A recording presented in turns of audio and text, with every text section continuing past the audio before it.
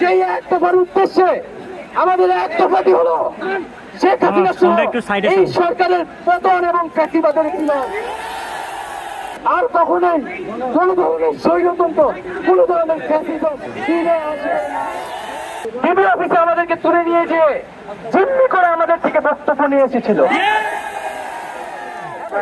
আপনাদের প্রতি স্বাধীনতা থাকবে যে সেই বক্তব্য বিশ্বাস না করে আপনারা রাজপথ দখলে রেখেছেন। আপনাদের আন্দোলন এবং আমাদের অনশনের কারণে তাদের সেই পরিকল্পনা নস্যাৎ হয়ে গিয়েছিল।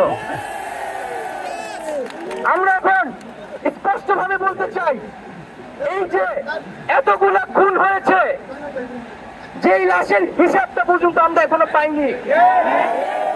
এই সরকার মানুষ খুন করেছে, মানুষ খুন করেছে, এখন সে লাশও খুন করেছে। দাবিতে আজকে এখানে হাজির হয়েছি। জীবনের নিরাপত্তা, বাংলাদেশের মানুষের জীবনের নিরাপত্তা, সমাজের ন্যায় বিচার প্রতিষ্ঠার জন্য এই সরকার কোনোভাবে আর এক মিনিটও ক্ষমতায় থাকার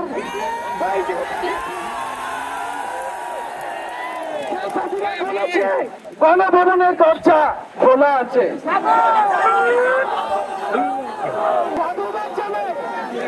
তিনি আগেই বুঝতে পেরেছে যে গণভবনের দরজা খোলা রাখতে হবে।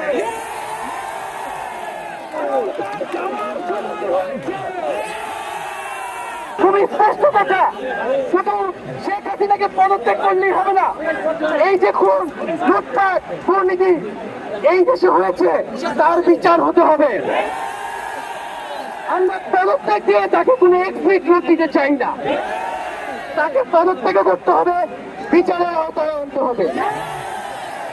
এবং শুধু শেখ হাসিনা নয়, পুরো মন্ত্রী পরিষদ, সরকার সবাইকে পদত্যাগ করতে হবে।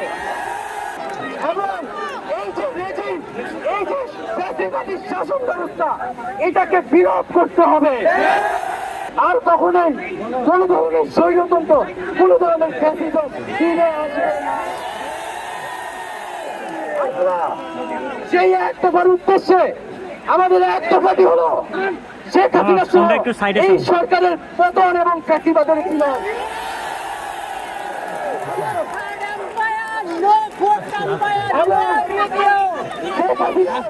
এবং এই সরকারের লুটপাট, গণহত্যা সহ দুর্নীতি সহ সকল কিছুর বিচার নিশ্চিত করা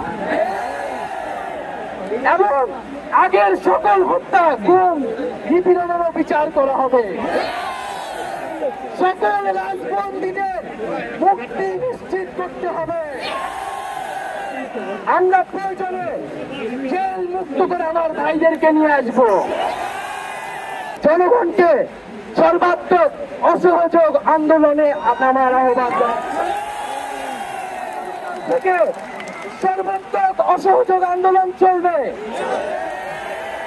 কোন সরকারকে আমরা কোনোভাবে সমর্থন দিব না, কোনোভাবেই কোঅপারেট করব না।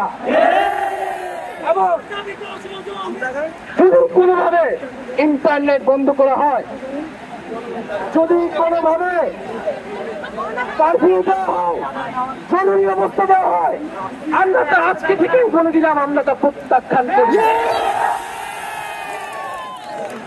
আমরা প্রয়োজনে গণভবন ঘেরাও করে আপনাকে ছাত্র নাগরিককে এখন দায়িত্ব নিতে হবে। আমাদের দাবি জানানোর কেউ নাই, আমাদেরকে আমাদের দাবি বাস্তবায়ন করতে হবে।